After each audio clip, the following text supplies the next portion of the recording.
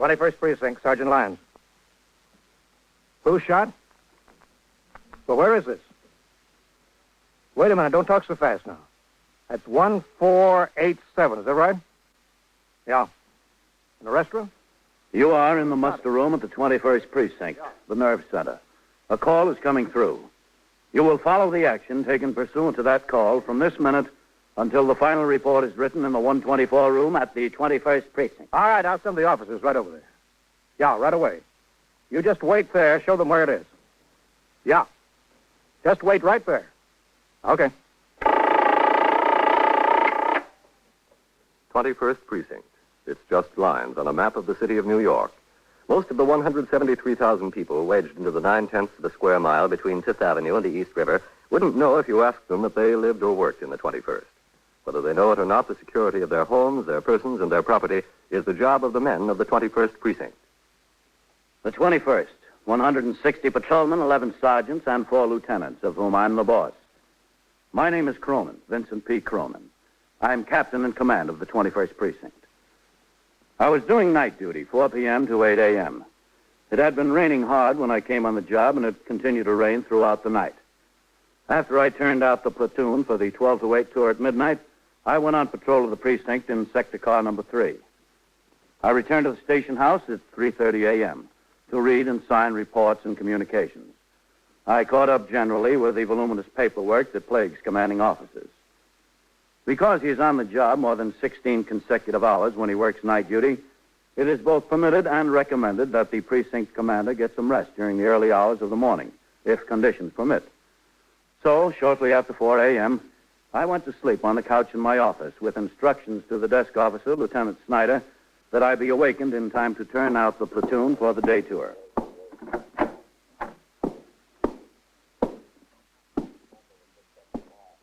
Captain? Excuse me, Captain. Huh? Yeah? I'm sorry. Oh, what is it, Sergeant? We've got a homicide. Oh? Where? 1487 Lexington, a restaurant. The pastry chef. You know, the baker. He was shot twice. The car on the way here for me? Yes, sir. I put out a call. It'll be here for you in a minute. Okay. What time is it, Sergeant? 5:25. How was it? Robbery? Could be. It's still raining? Yes, sir. You'd better take your raincoat. The information we've got so far is that the pastry chef comes to work at midnight. Uh-huh. The restaurant closes at 1 in the morning, but the pastry chef works all night in the kitchen alone, baking. Kitchen help starts coming in a little after 5. First one to come on the job found the baker on the floor and place a wreck. Your car's outside, Captain. Okay. As soon as I sign the blotter. Well, here goes. That's probably the press starting to burn in here. What detectives role, Lieutenant? Vitaly and Howard, Captain. First precinct, Sergeant. What about Lieutenant King? They notified him at home. He's on his way. He was around here till after 2. Probably didn't get a chance to even get the bed warm. Out on. Well, there's a sure cure for that, Captain. You can have his phone taken out. Yeah. Within a few minutes, sector car number 2 had driven me to 1487 Lexington Avenue, the scene of the homicide. It was still raining hard when we pulled up to the place. The front of the restaurant, a large and popular place, was dark. The flashlights of police officers inside could be seen poking around the empty dining room. I instructed the operator of the car to pull around to the kitchen entrance on the cross street. Parked there were 2 sector cars, the patrol sergeant's car, the detective squad car, and an ambulance. I got out of my car, crossed the sidewalk to the kitchen door, where a patrolman had been posted by Sergeant Lyons to keep out unauthorized persons. The patrolman opened the door as I approached. Okay, Maestro. Sergeant? Hello, Captain. What do we got? Want to take a look? Yeah. It looks like robbery. The fellow was in here alone. Uh-huh. That's just the way he was found. You see, one shot got him in the shoulder, the other one in the forehead. His name is Eugene Francis Wilmot. According to some cards that were in his street clothes hanging on the hook over there, he resided at 2119 Mill Avenue in the Bronx. And he's 31 years old. He's the baker here, Captain. He comes to work at midnight. He's here all alone after the place closes at 1 a.m. He makes rolls and bread, pies, cakes, and so forth. He works all night until 8 a.m. You want to take a look over here, Captain? Yes. The boss usually doesn't get in to open a safe till after 8 in the morning. The place opens for business at 6:30, so it's been the custom to leave about $100 in coins and small bills locked in this drawer right here. The early cashier has a key to the drawer. He uses the money for change until the boss gets in. You really hacked away on that drawer, didn't Yes, sir, he did. Apparently with that meat cleaver there. Must have taken a good 10 minutes to get it open. No sign of the gun around? No, sir. He must have taken it away with him. He or they? Yes, sir. He or they. The detectives, they're talking to the fellow that found him, rang in. That fellow over there, Emilio Aguada. He's the fry cook. He's due in here at 5:15. Now, slow then. Yes, sir. Oh, you don't need all these men around here, Sergeant. Get some of them back on the job. Okay, yeah. I thought he was sick or something. Fainted, that's what I thought. All right, take the car. Oh, hello, Captain. Charlie? Captain? Oh, what? Captain, this is Emilio Aguada. He found the body. He's the fry cook here. I come in, and there he was, right in the middle of the floor, dead. Blood all over. How'd you get in, Emilio? Well, just like every morning with my key. Door wasn't standing open. It was locked. I used my key. You always worked alone here at night, Emilio? Yeah, we bake all night, so we have fresh rolls, bread, cake, so forth in the morning. You see, we got a sign in the dining room. All baking done on the premises. He did it, Wilmot. Did he always work here alone? Oh, yeah, all alone, yeah. And you were always the first employee here in the morning? Always. I'm the fry cook. I got to get things heated up. The deep fat fryers for the breakfast rush. You know, French fries like that. Was the baker always here from the time the restaurant closed at 1 a.m. until you came to work? Yeah, we had to have rolls and bread and finishes. Did you ever see anybody with him? Or did he ever tell you he had friends then visiting during the night? Well, yeah, once in a while. Oh, once in a while what? Once in a while, he had company. He didn't come into work until midnight. Once in a while, he had a date. He'd bring her in the kitchen. He'd work. He'd keep him company. Did you ever see a woman in here with him? Oh, yeah, once in a while. Oh, always the same woman? Yeah, he went with her. Well, do you know her name? Well, she's a married woman. She's got husbands. I don't like to make her any trouble. Well, she's got trouble whether you make it for her or not. Don't you think so, Emilio? Yeah, she's got it. All right, what's her name? Edna. Edna what? Edna, I don't know. Here's Lieutenant King. Yeah. He said Edna what, but I don't remember. Hello, Captain. Mind? Boys. Lieutenant, this is Emilio Aguada. He found the body. Lieutenant King, Emilio, is commanding officer of the 21st Detective Squad. How do you do? Mr. Guada, what's it look like, Whitey? Oh, a drawer where about $100 was kept was broken open, Lieutenant. Robbery, maybe. But Emilio here says the victim never opened the door for anyone he didn't know. Isn't that right? Yeah, I forgot my key one morning. I had some time convincing him it was me before he'd opened the door. Well, this time it looks like he was convinced. Within a few minutes, detectives of the Manhattan East Homicide Squad arrived to aid the 21st Squad, and the investigation got underway. Detectives of the 21st Squad and the Homicide Squad were assigned to various tasks in this connection. Detectives Vitale and Howard, for instance, made a call at an apartment building on West 101st Street, an address found in the victim's wallet. Somebody's coming. Yeah. Well, it's about time you... Oh, You Mrs. Edna Hovland? yeah, that's right. You'll have to excuse me. I thought you were somebody else. I thought you were my husband. What is it? We're detectives. All right, where have you got him? Every time I turn around, I'm being waked up at 7 o'clock in the morning because he's in some jail. He's always getting in some kind of trouble. May we come in? Sure, come ahead. I'm used to it. Don't mind the house. I haven't had a chance to straighten up yet. That's okay. I'm Detective Howard. This is Detective Vitale. How do you do? Mrs. Hovland? Well, what did he do now? He was down in Jersey, in Trenton. He wrote me he'd be home last night, 10:30 at the latest. Did he show up? I ask you, did he show up? He did not. Never seen a man like him. It's a wonder I stuck with him this long. I've been wanting to leave him, but I stuck like a fool. What's he in for now? Well, we don't have your husband, Mrs. Hovland. You don't? No, we don't. Well, what do you want, then? You know a man named Eugene Francis Wilmot? Sure, Gene. I know Gene. Is he in trouble?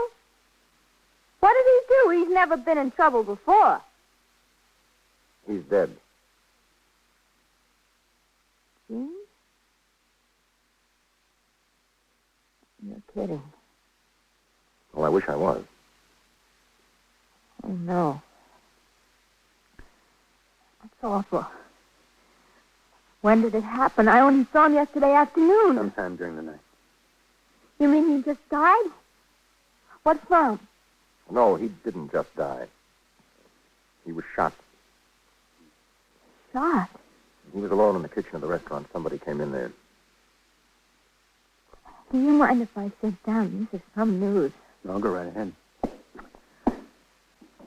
Oh, you never met a sweeter guy in all your life. You never met a sweeter guy. Who did it? That's what we're trying to find out. How long have you known Gene? Oh, I don't know. 3, 4, 5 months, something like that. I was thinking of marrying him. You're married already, aren't you? Married? You don't call this married, do you? That husband of mine. I've been wanting to leave him for years. It's no life with him. He works out of town all the time on road construction. He's an operator of one of those big machines they use to build roads. He goes on these jobs like the one down in Trenton. Never sends me any money, hardly. And when he's in town, he's always raising some kind of fuss. Accuses me of running around with this one and with that one. No kind of life with Phil. It's no kind of life with him at all. How often did you see Jean Wilmot? Oh. 2 or 3 times a week. I don't know. I was going to get a divorce and we were going to get married. At least we were thinking about getting married. Your husband know Jean? Phil, oh, sure, he knew Jean. He didn't like him, though. Why not? On account of me, I guess. On account of I was interested in Jean. He didn't like him at all. Where is your husband now? Look, don't ask me where he is. I don't know. The rent was due 5 days ago. Here I am with hardly a nickel in the house, and he hasn't shown up. He got off his construction job there near Trenton last night. He was supposed to be home. I thought you were him at the door. You said your husband didn't like Jean. Did he hate him? I don't know. I guess you could say he hated. Listen, you don't think Phil killed him, do you? What do you think? Don't ask me. I don't know. I didn't ask you what you know. I asked you what you think. Well, I wouldn't put him past him, I'll say that. That no-good bum.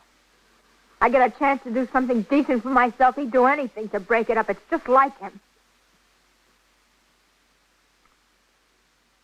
Poor Jean. Such a nice guy. Really a nice guy. Yes, so we understand.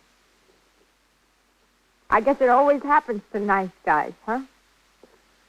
I guess. It couldn't happen to a bum like that husband of mine. It's got to happen to a nice guy like me.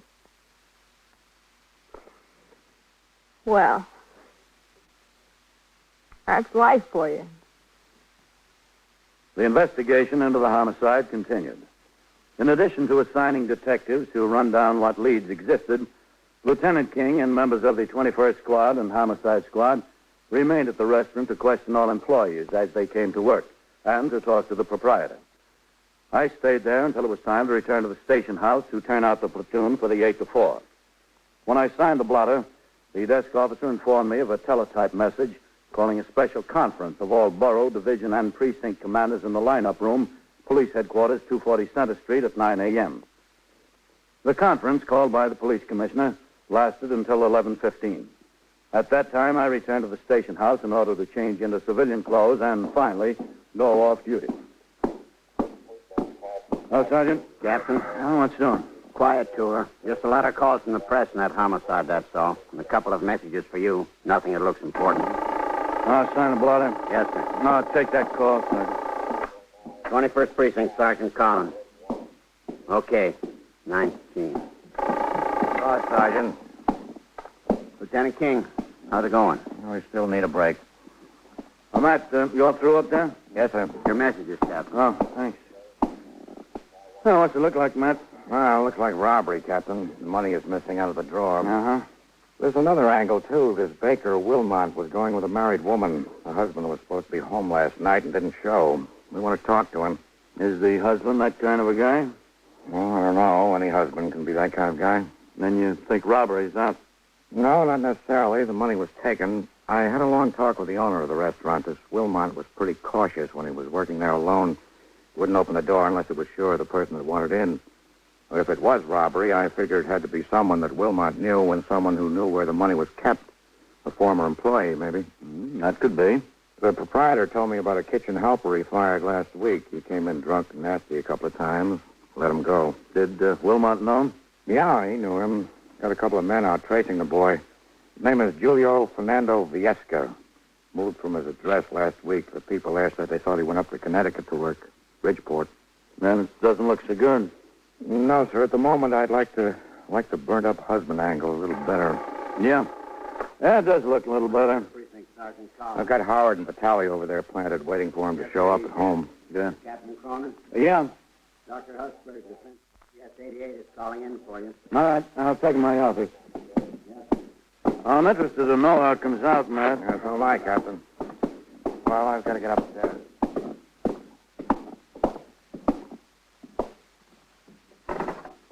'21st Precinct, Captain Cronin. Ah, yes, Dr. Husband. Oh? Uh-huh. Well, I was supposed to go off duty at 8 this morning, but, no, we had a homicide break. Thanks. Yeah. I'll be back on the job 8 o'clock tomorrow morning. Will it keep till then? Uh-huh. All right, Doctor. Sure. Sure, I'll stay around, meet you here. Well, look, could you make it before 1:30? Oh. All right. All right, goodbye, Dr. Husberg.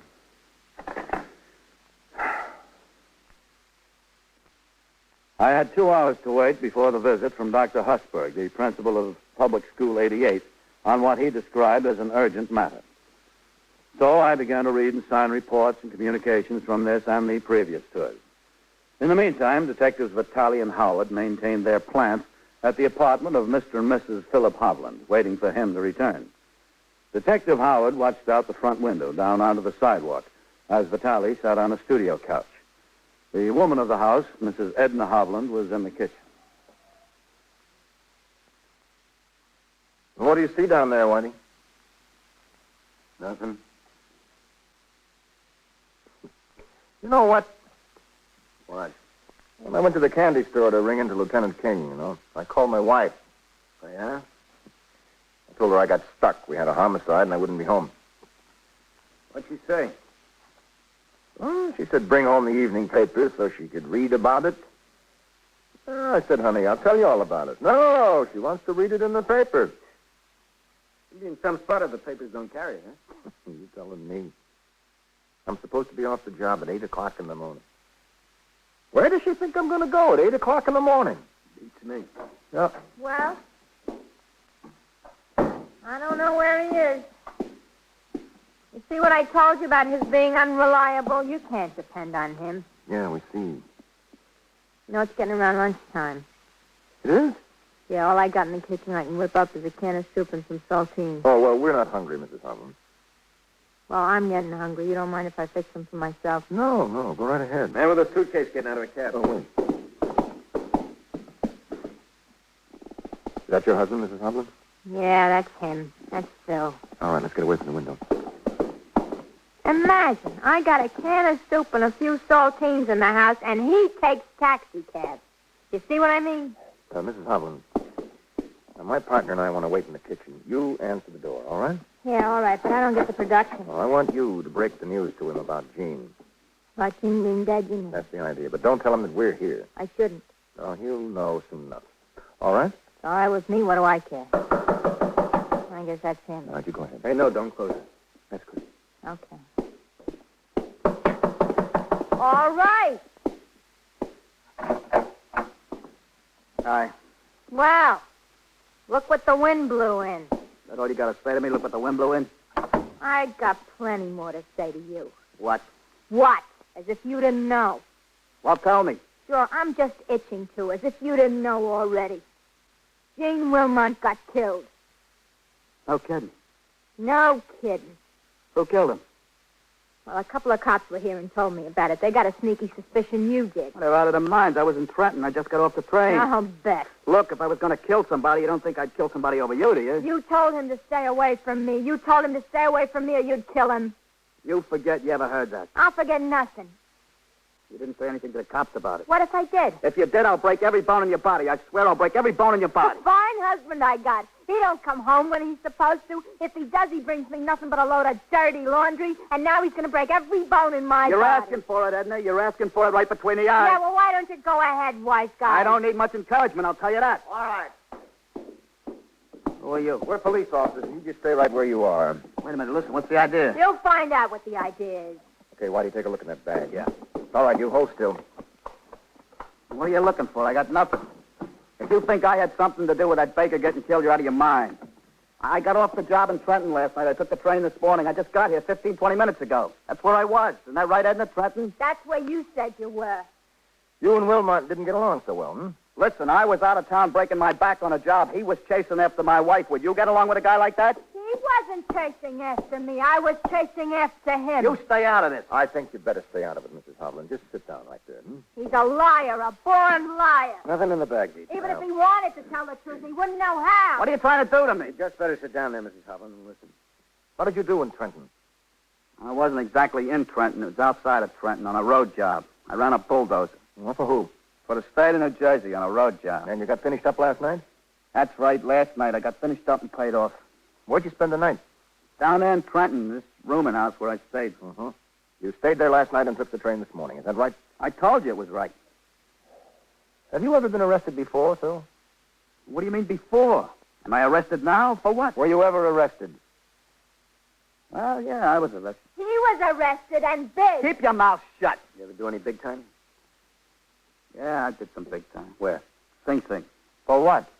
Felonious assault. I got in a fight with a guy. What'd you get out of it? I did 22 months. You must have come close to killing him. It was touch and go. Yeah, well, Phil, this time it looks like you made it. Here's your hat. Let's go. It was 1:45 when I finished with Dr. Hussberg, the principal of PS 88. As soon as I left my office, I went upstairs to the 21st Detective Squad. The suspect in the homicide case, Phil Hovland, was sitting next to a desk where Detective Howard was taking his pedigree. Detective Vitale was on the telephone on the other side of the room. What year was that? 1945. Excuse me, Whitey. Yes, sir. Lieutenant King in his office? Oh, yes, sir. Thanks. Was it an honorable discharge? Yes, it was an honorable discharge. What made you think it wasn't? Yes. Captain Cronin. Come in, Captain. Yeah. Trent. Matt? Captain? I know you're up to your neck, Matt. Sorry to bother you. That's all right. Look, this Dr. Hussberg, principal of PS 88, was just in here. He's got 3 boys over there, been flashing a lot of money around the school today and yesterday. He says he thinks there's only one way they could have got hold of it, Matt. Yes, sir. Yeah, they're pretty bad actors, he says. Thinks we ought to take a look into it. I asked him to come up here with me, but, he had to get back. I told him you'd send a man around to talk to him, okay? Yeah, sure, Captain. Good. I'll send someone over there this afternoon. All right. Yes. Come in, Vate. Trenton just called back with him. Yeah? Hello, Captain. Right. They checked out that road project and the rooming house both. Uh-huh. Phil didn't stay at the rooming house last night, and he was fired off the road job on Monday. He didn't work yesterday like he said he did. Well, looks like that wraps it up, huh? Yes, sir. Tell Whitey to bring him in here again. Yes, sir. Oh, Whitey. Yeah? The lieutenant wants him in here. Okay. He was at the rooming house the night before last, they said, but not last night. I've got a pretty good idea where he was last night. So have I, Captain. All right. Go on in, Phil. Come on over here and sit down. Where? Right there. Shut the door, Whitey. Yes, sir? All right, Phil, what do you say we stop wasting time? I'm willing. By your own admission, you didn't like Wilmont. He was running after your wife. If he asked me, I would have given it to him. You killed him, and you know it. I was in Trenton. You were, huh? Let's get this straight. You worked until yesterday afternoon. You slept in that rooming house last night. You took a train from Trenton this morning, went right from Penn Station to your flat. That's what I told you. You've been telling us nothing but lies. You were in New York. You went to that restaurant, knocked on the door. Wilmont knew you and let you in. When you got in there, you shot him. You broke open that drawer to make it look That's good. not so. I've got that, Lieutenant. I was in Trenton. That's where I was. 21st Squad, Detective Vitale. Oh, yes. A bender on the straight line for you, Lieutenant. All right, thanks. 21st Squad, Lieutenant King. Yes, Bender. Yeah. Oh, he did, huh? All right. Yeah, you coming in with him? Okay, good. Why are you lying to us, Phil? I'm not lying, and I didn't kill him. I know you didn't kill him. That was one of my detectives on the phone. I got the man who did. Who was it, Matt? The kitchen worker? Yes, sir. They found him in a flat on 124th Street. He had the gun there and the money he took. He made an admission. Well, how do you like that? I told you I didn't do it. How many times do I have to tell you? Why did you have to lie about where you were? This is no spot to lie if you want to get straightened out. If you were in New York, you should have said so. I wasn't in New York. I was in Trenton. In jail. Oh? Yeah, I got a little drunk the day before yesterday afternoon. I got in a fight with a guy. I wound up in a can. I didn't want to say anything about it because I still owe a little short time from that bid I did. Getting in jail down there could have got my parole revoked. You're not going to say anything about it, are you? Well, if I do, you'll hear about it from your parole officer. Can I go? Yeah, go ahead. Well, so long. I'll see you. Leave it open. Yeah. Captain, did you ever see anything that looks so good, blow so high, so fast? No, but one killer's as good as another, isn't he? Yes, sir. Well, do you want me for anything else, Lieutenant? I'm carrying a pocket full of squeals. Yeah, V, take a ride over to PS 88 and talk to the principal. He's got 3 boys he's kind of worried about. Yes, sir. Right away. So long, Captain. V? Kitchen worker. I had it pegged the other way. I had it pegged on the husband for sure. You did? Yes, sir. Well, that's what I got for trying to share Shayla family. 21st Precinct, Sergeant Collins. What do you mean he's missing? Missing from where? And so it goes. Around the clock, through the week, every day, every year. A police precinct in the city of New York is a flesh and blood merry-go-round. Anyone can catch the brass ring, or the brass ring can catch anyone. 21st Precinct, a factual account of the way the police work in the world's largest city, is presented with the official cooperation of the Patrolmen's Benevolent Association, an organization of more than 20,000 members of the Police Department, City of New York. James Gregory in the role of Captain Cronin, Ken Lynch as Lieutenant King. Featured in tonight's cast were Jack Orison, Louis Van Ruten, Wendell Holmes, Joan Loring, John Sylvester, John Larkin, and Bill Lipton. 21st Precinct is written and produced by Stanley Niss. Art Hanna speaking.